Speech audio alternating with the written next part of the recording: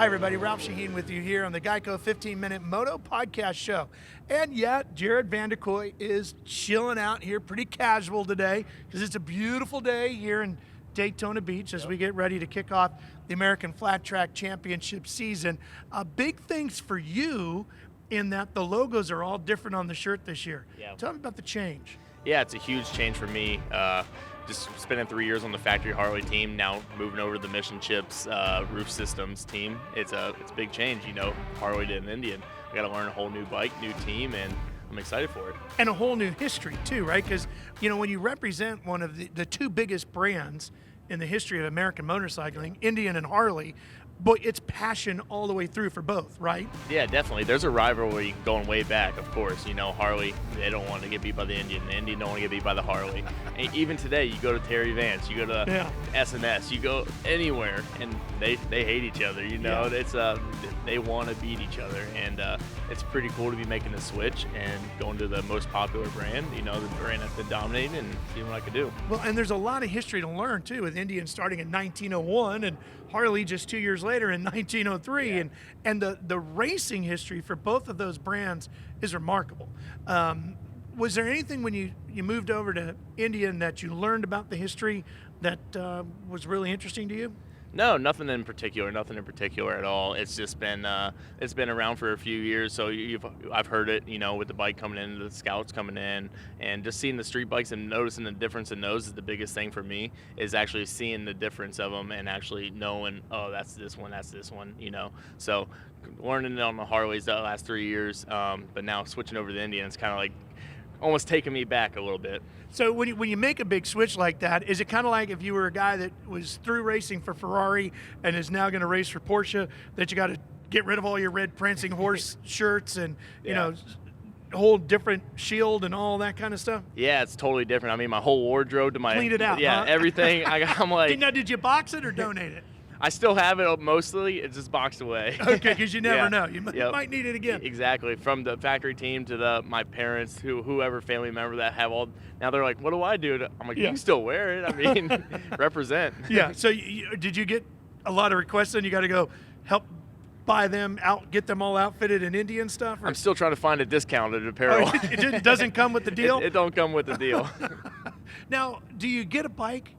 I mean, because, like, you know, that's what I would think. I know this is not a factory team, but is Indian like, hey, we got you, what do you want to ride on the street kind of thing? No, definitely not. No? I think Breyer and them have that kind of pull They're a little on that bit. plan? They got that little bit of pull right there, but definitely not. I do. You know, it's they kind of help me out to where, like, if you need parts or something like that, they might be able to, like, lean you in the right direction. But it ain't. They're not giving no $20,000 motorcycle, $50,000 motorcycle. Not even loaning you no, one, huh? No. Oh, okay, all right. Because they do have a street version of the flat tracker, right? Yeah. The FTR? The FTR 1200, and S&S has been making a bunch of pipes for that and different accessories. It's a pretty cool motorcycle. I've already rode one. It is. I've already rode one, so it's pretty cool. Yeah. How close to the race bike is it? It's quite a bit different, you know, just a little bit wider, stuff like that, you know, of course the bigger motor and stuff. Yeah. But it's like almost an electric feel, like that thing actually goes. And the race motor is pretty sluggish, you know, like hook up on the dirt compared to, you know, getting up and moving on the asphalt. Torquier. Yeah, a lot of torquier. So when it comes to racing on the dirt, of all the different tracks that flat track competes on, because there's a wide variety. Yeah. Where do you feel the most confident? You go, okay, this week is my day. Yeah, I like actually the TT tracks, where it's kind of like the left turn, right turn, over a jump, kind of like stuff like that, more motocross style. I enjoy that kind of stuff, but more so when a track is kind of the in-between, like it has traction, but it don't have traction, kind of like where you gotta like find your own. I feel most comfortable on those, and that's where I start going fastest. You know, the TT jump is, you mentioned motocross or supercross, but it's a much different style of jump, more of a ski jump. Yeah. Is what the term they always say. More of a gradual climb up, and then all of a sudden the bottom falls out, right? How do you approach that as opposed to what you would do on a motocross or supercross double or triple or even a single? Well, I train a lot in motocross in the off season and during the season, and it's actually quite a bit different, like you were just saying. Soaking a lot with the legs is just the biggest thing I've been working on, is going up to the jumps, carrying the speed to it. Because if you can carry your speed, say like a track like Peoria, it's a long, we're third gear, probably doing 70 mile an hour, hitting this jump at a left-hand turn, like in it, like we're skiing off to the left. So as fast as you can get there and soak it up, is the better it is, because we're only working with like 3 inches of travel compared to the Supercross guys with a lot. So, and it's not a very easy landing either. No, I wouldn't think so. Our bikes are about 340 pounds. So yeah, it's a lot of weight coming out of the sky, isn't it? Exactly. Yeah. We're jumping those things, I think, about 80 feet. Wow. But it's nothing like a Supercross triple. I'll never hit one of those guys. So props to those guys. You would never do it? That thing's a wall jump with a landing. That's pretty much a wall jump. So yeah, never do it. You would never do a triple, huh? No, I'll chicken out and hit the double. I can't really a racer that says he's chicken. Yeah, exactly. I'll admit it. I was at Daytona and Orlando these past few weeks. Yeah. And all credit to those guys. It's awesome. Yeah, I idolize those ones. It's pretty amazing what they do. You're right. As you look at your team this year, you're actually racing as a teammate with your best friend. Yeah. Brandon Robinson, I was teammates with him as a Harley as well, and we're really good buddies. Best man of his wedding here coming up in December, and it's pretty cool, kind of familiar face, and we get along well, so hopefully that don't bond too well on the track. We start arguing before December. So how do you guys do that? Do you train together? You said you spent a lot of time living together, actually? Yep. Yeah, I've lived with him in the off season, quite a few off seasons, and trained with him bicycle and moto every day together. So it's pretty cool. We have a tight knit group. Even the factory Indian to the Red Bull, to KTM, to anyone. There's about 6-8 of us that are pretty tight knit, and it's a cool facility to be able to like train together and just kind of go and ride our motos and do what we got to do and put that friendship away on race day and get going. Yeah. So, as a best man, have you ever been a best man before? Once. Yeah. Okay. So that it's up to you to plan the bachelor party and up to you to give the speech and all that sort of stuff. Yep. Probably a little different when the guy you're doing it for, somebody you race against, could work in your favor or against you, right? Have you thought about that? Have you planned out what you're going to do? No, I haven't planned that far ahead, but Brian Smith told me one time him and Mies were best friends, and he was in his wedding. He goes, it's hard to be someone's best friend when they're stealing your paycheck on the weekend.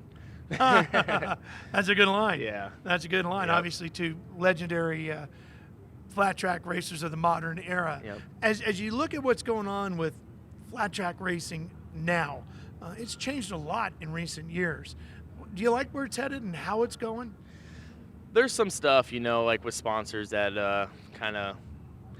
I like where it's going, but also the way the direction of the format and stuff I kind of disagree with. I feel like it's leaving a lot of the littler teams out, and I'm kind of on that verge of that littler team, moving down from the factory team. It's kind of scary for the younger guys, but for a factory team, it's even, they're cutting budget big time, and it's hard to do the full time. So hopefully, we can make some adjustments there and cut costs in the ways we can and make it more cost efficient for our teams and sponsors, and even for the fans. It gets expensive, doing these doubleheader weekends and stuff. So maybe it'll change a little bit in the future. See, I would have thought you would have said maybe that the doubleheader weekend is a better deal because you travel in one location and you knock out a couple as opposed to having to go further on down the road. Yeah, I guess that is a part of it, but when it gets a little bit more cost worthy as far as just more nights in the hotels. But like you said, the gas prices are a little bit easier, but for the people in the stands, I think the prices of the tickets are pretty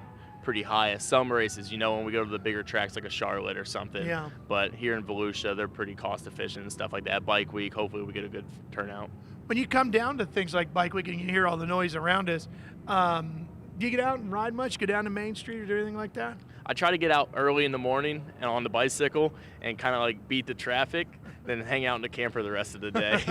But usually after the race, we'll go down Main Street or something, cruise down there, see what's going on, and have a little good time, have a couple drinks with our friends and race teammates and stuff. Do you get any beach time in?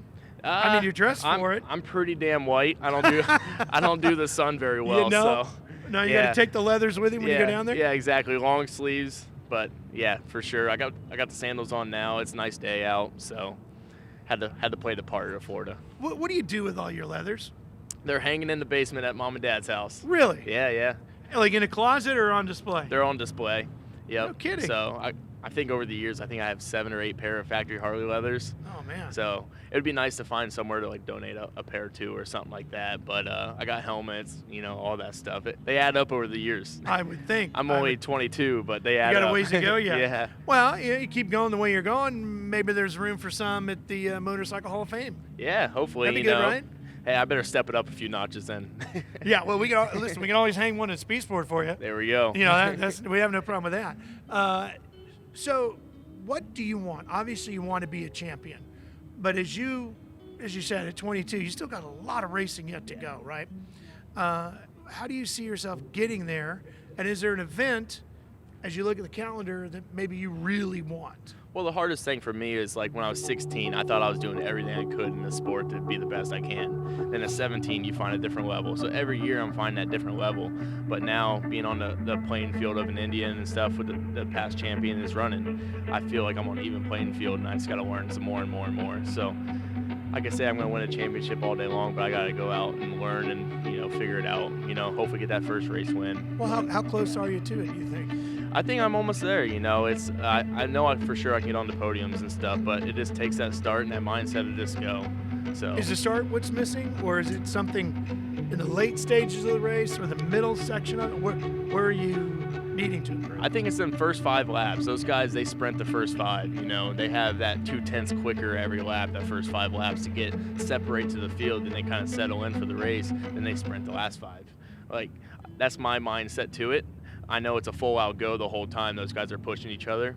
But the first 5, getting that initial jump off the starting line and running with those guys at the front, that's where I need to know. Like, go that 2/10 quicker and feel comfortable doing that. Yeah. That's where I'm lagging. Okay, so you didn't get a free Indian, but with Mission, how many bags of tortilla chips you get? I'm going to have to talk to Juan about that. We're gonna really? You haven't even gotten tortilla chips? chips? Well, we just finalized it. Dude, I need to talk to your agent. Yeah, you got to just... We got to finalize this. So you're just hoping the chips start showing up? Yeah, that or the bank robbery or something. So I'm going to have to go to their corporatization. Yeah, well, the one thing we know you're not short of is leathers. Yeah. You got plenty of those. Got those. We just need tortilla chips Yep. and a free motorcycle. So if you're out there and you can help out Jarod, he'd appreciate it. Some tortilla chips and maybe a bike to ride, right? Exactly. All right. Bring it on. Hey, thanks for joining us. Well, I appreciate Best it, of luck Ralph. with the season. And thank you for tuning in and joining us here on the GEICO 15-Minute Moto Podcast Show. We'll see you real soon.